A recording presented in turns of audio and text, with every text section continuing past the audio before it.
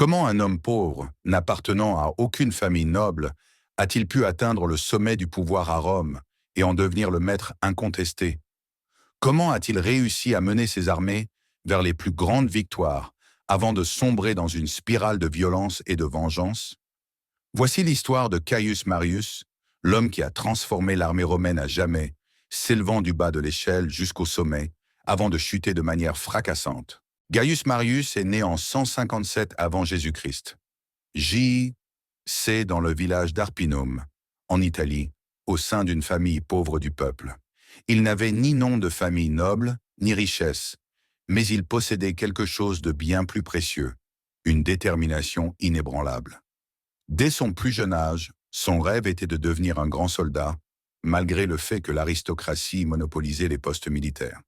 Il s'engagea dans l'armée et prouva sa valeur en tant que combattant redoutable et chef intrépide. Grâce à son intelligence militaire, il attira l'attention du grand général romain Scipion Émilien, qui lui prédit un avenir brillant. Mais le problème était que Rome ne se gouvernait pas seulement par le courage. L'influence politique était la véritable clé du pouvoir. Marius comprit qu'il n'atteindrait pas le sommet par sa seule force. Il décida donc d'entrer dans le monde de la politique par la grande porte, en épousant une famille noble. Il épousa Julia, fille de la puissante famille des Julius, qui deviendra plus tard la tante de Jules César. Grâce à ce mariage, il obtint un soutien politique qui lui permit d'entrer au Sénat romain.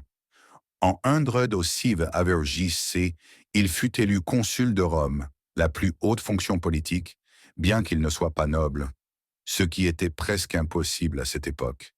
Mais la véritable gloire de Marius ne commença pas à Rome, mais sur les champs de bataille. À cette époque, Rome était en grand danger en raison de deux menaces mortelles. La guerre de Jugurtha en Afrique du Nord. Le roi numide Jugurtha menait une révolte contre la domination romaine. L'invasion des tribus germaniques, les Cimbres et les Teutons attaquaient Rome et menacèrent de l'anéantir. Marius n'était pas un homme de parole, mais un homme d'action. Il mena ses armées en Afrique du Nord et réussit à capturer Jugurtha lui-même, mettant ainsi fin à la rébellion. Mais le plus grand danger était l'invasion germanique. Les armées de ces tribus surpassaient des Romains en nombre de plusieurs fois et avaient déjà tué plus de 80 000 soldats romains lors de batailles précédentes. Lorsqu'il fut élu consul 5 fois de suite, un record à Rome, Marius réforma totalement l'armée romaine et en fit une machine de guerre invincible. Lors des batailles d'Aquae Sextiae, 102 avant notre ère, J.G.C., et de Versailles, 101 avant, J.G.C., Marius mena son armée à une victoire écrasante contre les tribus germaniques, sauvant ainsi Rome d'une catastrophe certaine. Ainsi, Marius devint le héros invincible et le plus grand sauveur de Rome. Après ces victoires, Marius commença à se voir comme le seul homme digne de gouverner Rome.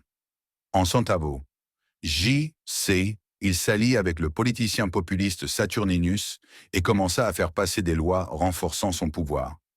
Mais lorsque les choses devinrent incontrôlables, le Sénat se retourna contre lui, le forçant à s'exiler de Rome et à disparaître de la scène politique pendant des années. Cependant, Rome n'allait pas rester stable longtemps. Un nouveau chef ambitieux, nommé Sylla, fit son apparition, et son ascension signifiait le retour de Marius sur le devant de la scène. En Otioata Ave, J.C., une guerre civile éclata entre Marius et Sylla, les deux plus grands chefs de Rome. Chacun d'eux se considérait comme le dirigeant légitime de la République. Sylla prit le contrôle de Rome par la force, obligeant Marius à fuir en Afrique.